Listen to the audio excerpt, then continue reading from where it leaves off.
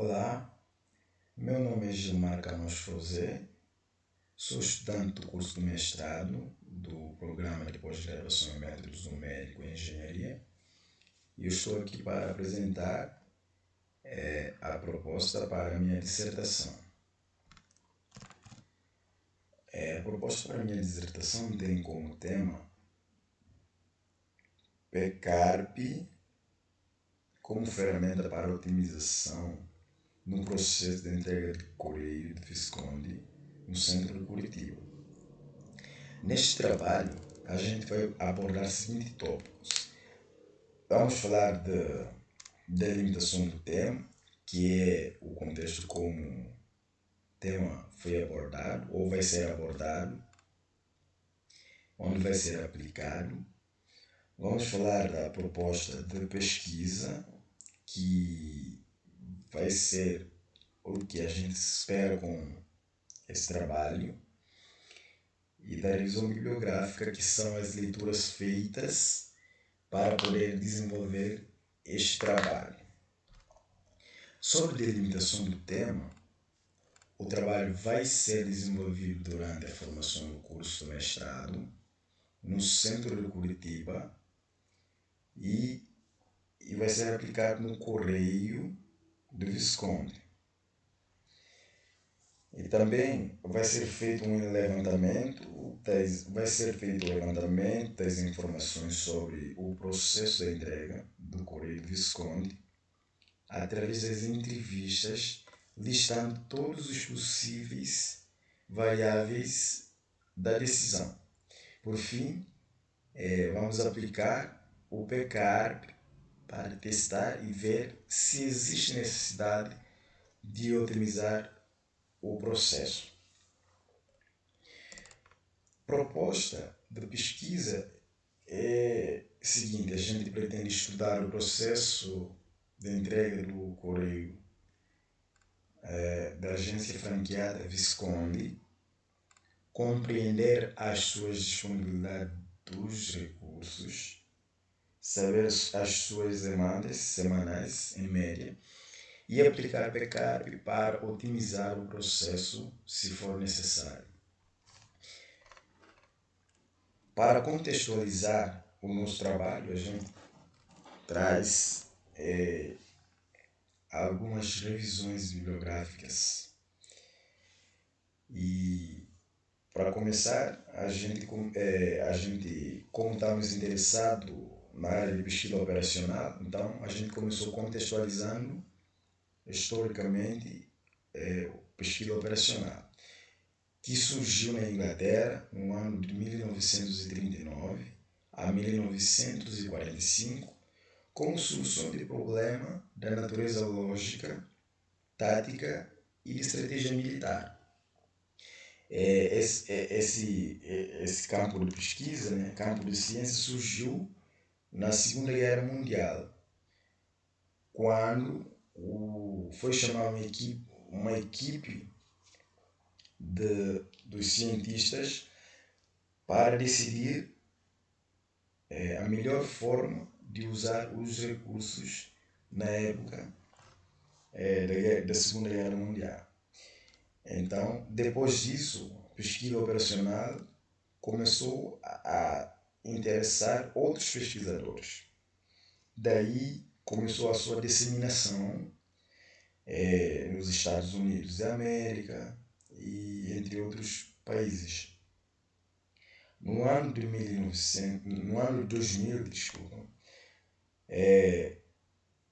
a ARNAL definiu o pesquisa operacional da seguinte forma: que pesquisa operacional consiste em desenvolver métodos científicos de sistemas complexos para prever e comparar decisões alternativas, ou seja, auxiliar na definição de políticas e determinação de ações de forma científica. Da forma simplificada, é um enfoque científico sobre a tomada de decisão, ou seja, pesquisa operacional é um campo de ciência que nos ajuda na tomada de decisão. Ela é utilizada para tomar as decisões nas áreas administrativa, nas indústrias, marketing, entre outros campos. Né?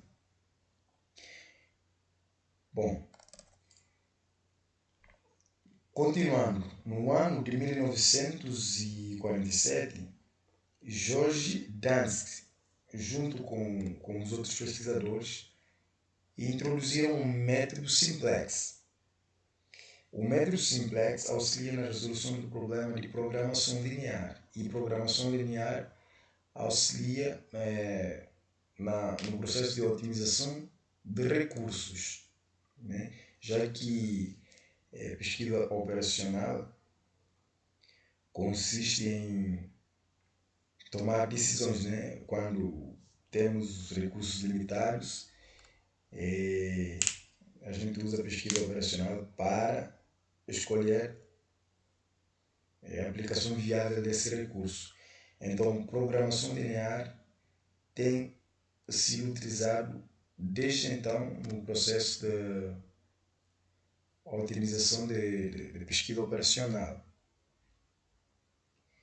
E para entender programação linear, a gente traz essa definição aqui, que programação linear é uma ferramenta que utiliza um modelo matemático que representa o problema em questão, com necessariamente funções lineares. E uma função é dita linear quando envolve apenas constante e termos com variáveis de primeira ordem. Então, essa função linear pode ser binária, quando o valor das variáveis é do tipo binário, né? No caso 0 e 1.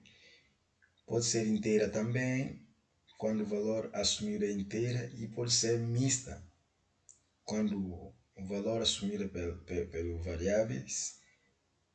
pelas variáveis são do tipo inteiro e contínuo. Outro tema que a gente achou interessante também para contextualizar o nosso trabalho é sobre grafos. Aqui trazemos resumo, né? Tópicos, mas no trabalho a gente vai apresentar os modelos matemáticos e tudo mais. A gente vai fazer comparações, mas aqui a gente trouxe só umas definições básicas. Grafos, o que seria gráfico? Os grafos. Um grafo é uma estrutura matemática composta por dois conjuntos finitos, onde x é o conjunto dos vértices, também chamado de ponto ou nós, e é o conjunto de arestas ou arcos. Aqui temos uma ilustração tirada do problema de 7 pontos de Königsberg, abordado por Euler. É um problema clássico. Então aqui ilustra os vértices, que são os quatro, e aqui temos os pontos, no caso 7 pontos, né? 1, 2, 3, 4, 5, 6 e 7. Então esses pontes, né, são chamados de arestas ou arco. E aqui esses pontos são chamados de vértices ou nós. A partir desse problema de grafo, surgiu o problema de roteamento em nó, quando se está interessado em saber quantas rotas passa em uma única nó, né? E o problema de roteamento em arco, quando se está interessado em arco inteiro, em percorrer um arco, né? Daí, o problema que a gente vai abordar nesse trabalho é o problema de roteamento em arco. O problema de roteamento em arco o principal objetivo do problema de roteamento em arco é de determinar o menor custo para atravessar um conjunto de arcos de um grafo. com ou sem restrição. Então, daí entra o nosso interesse nesse problema.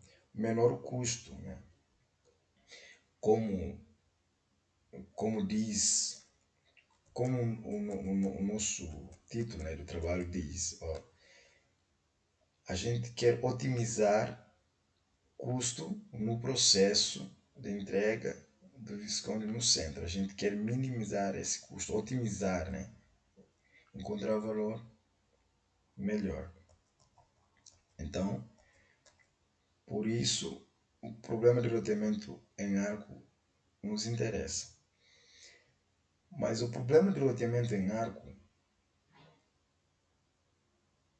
são similares também aos problemas de roteamento do veículo ou em nó. Só que a diferença é que problema de roteamento em arco, as suas demandas são distribuídas pelo arco e não pelo nosso. Então, estamos interessados em distribuição pelo arco, né? Os pontos que se encontram no percurso mesmo, o arco. Aqui são alguns modelos também de variação, né? Que se encaixam nesse problema de roteamento em arco. Problema das pontes de Königsberg, problema de carteiro chinês, problema de carteiro rular e suas variantes, né? Então, esses problemas todos a gente vai desenvolver e vai apresentar um modelo matemático, vai desenvolver contexto histórico durante o trabalho. Tá? Aqui a gente só está mostrando os tópicos do que vai ser abordado durante o trabalho. Bom, para continuar, como estamos interessados em otimizar o processo de entrega de correios, então o Correios trabalha com entrega. Né? Para entrega precisamos ter, ou no caso a gente está interessado em atravessar os arcos fazendo coleta ou entrega. Então para isso a gente vai precisar de um veículo com capacidade para carregar o que vai ser coletado ou para carregar o que vai ser entregue. Então daí surge o problema de roteamento em arco capacitário, que é simples extensão do problema de roteamento em arco. Também vamos mostrar o modelo matemático e as suas aplicações. Né? Por último, a gente apresenta problema de roteamento em arco capacitado e periódica, que no caso encaixa mais com o que a gente está interessado em fazer, em trabalhar. Que é o que? Atravessar os arcos, fazendo entrega no caso. E isso tem que acontecer periodicamente, né? Pode ser entrega diária. Quantas vezes por dia a gente vai fazer essa entrega? Ou semanal, né? Então, por ser periódica, que é uma outra extensão, né? do problema de roteamento em arco. Daí entra o nosso interesse, que é PCAR, problema de roteamento em arco capacitado e periódico. Então, é isso. E aqui são as referências